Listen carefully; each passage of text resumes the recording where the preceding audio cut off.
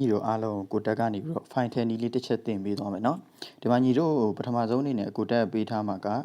file လေးနှစ်ခုပေးထားမယ်ပေါ့เนาะဒီမှာနှစ်ခုပေးထားမယ်ဒါလေးတစ်ခုရယ်เนาะဒီကောင်လေးပေါ့เนาะဒီကောင်လေးရယ်ပြီးတော့ကျွန်တော်အောက်ကကောင်လေးရယ်ပေါ့เนาะနှစ်ခုပေါ့เนาะဒီနှစ်ခုကိုပေးထားမယ်ဆိုညီလေးတို့ဘာလုပ်ရမလဲဆိုဒီမှာတခြားကြည့်ပေးပေါ့เนาะဒီမှာ Zolo ကိုရီးယားဒါကိုတက်ကကိုရီးယားနဲ့ပြပြီးမယ်ညီတို့ကဂလိုပဲဆိုရင်ဂလိုပဲလုပ်ပေါ့เนาะအဲ့မှာနောက်ဆုံးလေးကိုကြည့်လိုက်နောက်ဆုံးလေးမှာဒီစာလေးပါတယ် APK ဆိုတဲ့စာလေးပေါ့เนาะAPK ဆိုတဲ့စာလေးကအဲ့ဒါ application ပေါ့เนาะအဲ့ဒါ app ဖြစ်တယ်အဲ့ app လေးကိုညီလေးတို့အနေနဲ့ဒီမြားလေးတွေနှိပ်လိုက်မြားလေးနှိပ်ပြီးတော့ပထမဆုံးအနေနဲ့ down လိုက်ပေါ့နှစ်ခုလုံး down ပြီးသွားပြီဆိုရင်အဲပထမဆုံးအနေနဲ့ဒီ APK လေးကို install တင်လိုက်မယ်ပေါ့เนาะဒီနေရာလေးကိုထိလိုက်ပေါ့ဒီကိုတက်ပြမယ်เนาะဒီ wine လေးနေရာကိုထိလိုက်ထိပြီးသွားရင်ဒါလေးကို install တင်လိုက်မယ်เนาะ okay install တင်မယ်ခဏလေးစောင့်ပေးပါเนาะ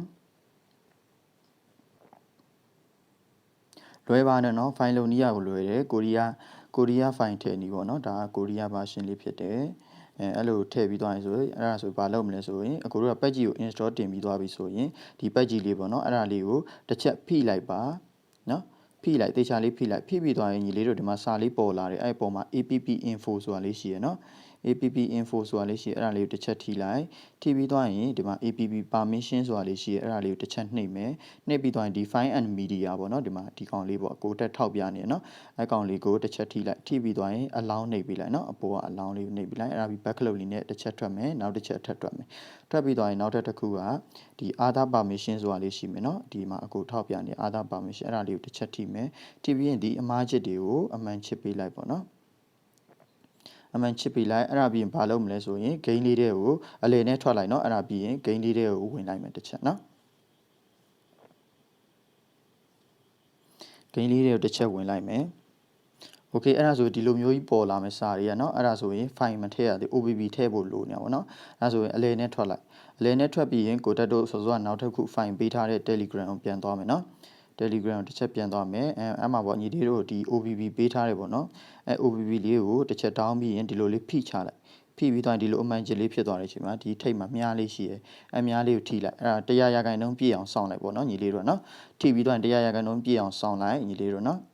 အဲ့လို100ရာခိုင်နှုန်းပြည့်အောင်စောင့်လိုက်เนาะဒါလေးကို100ရာခိုင်နှုန်းပြည့်အောင်စောင့်လိုက်စောင့်ပြီးသွားပြီဆိုရင်ပြည့်သွားပြီပေါ့เนาะဒီလိုလေးပြည့်ပြီးတော့အဲ့လိုမြားလေးနှိပ်ပြီးပြည့်သွားပြီဆိုရင်အကိုတို့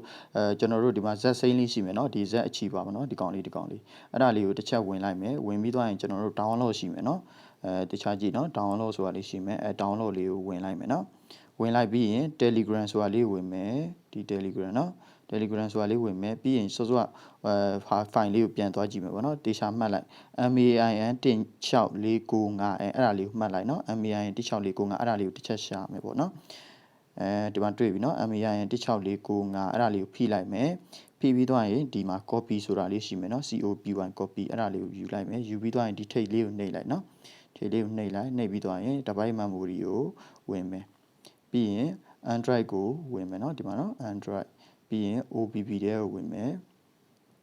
ပြီးရင် patch ကြီးတဲ့ကိုဝင်မယ်နော် patch ကြီးတဲ့ကိုဝင်ပြီးရင်ဒီမှာဒါလေးကိုချလိုက်ပါနော်ဒါလေးကိုချလိုက်အဲ့ဒါဆိုရင်ရသွားပြီပေါ့နော်အဲ့ဆိုညီလေးတို့အနေနဲ့ဆော့လို့ရပြီနော်ကိုတက်တို့ကအဲ့ချိန်ကျရင်ညီလေးတို့ key ပေးမယ်ပေါ့နော် key ပေးတယ်ဆိုကိုတက်စီက key လေးကိုထည့်ပေးလိုက်ပေါ့နော်ကိုတက်တစ်ချက်ဝင်ပြမယ်နော်ညီလေးတို့အဲ့ဒါဆိုရသွားပြီပေါ့နော်ရသွားပြီဆိုရင်အကိုကဒီမှာမင်းတို့လောက်ပြတဲ့အဲ့ချိန်ကျရင်အကိုပေးတဲ့ key လေးကိုဒီမှာ copy ယူပြီးဒီမှာထည့်ပြီး okay လေးနှိပ်ပြီးရင်ဆော့လို့ရပြီเนาะဖွင့်ရမယ့်ဟာတွေမသိရင်တော့အကိုကိုလာမေးပါเนาะ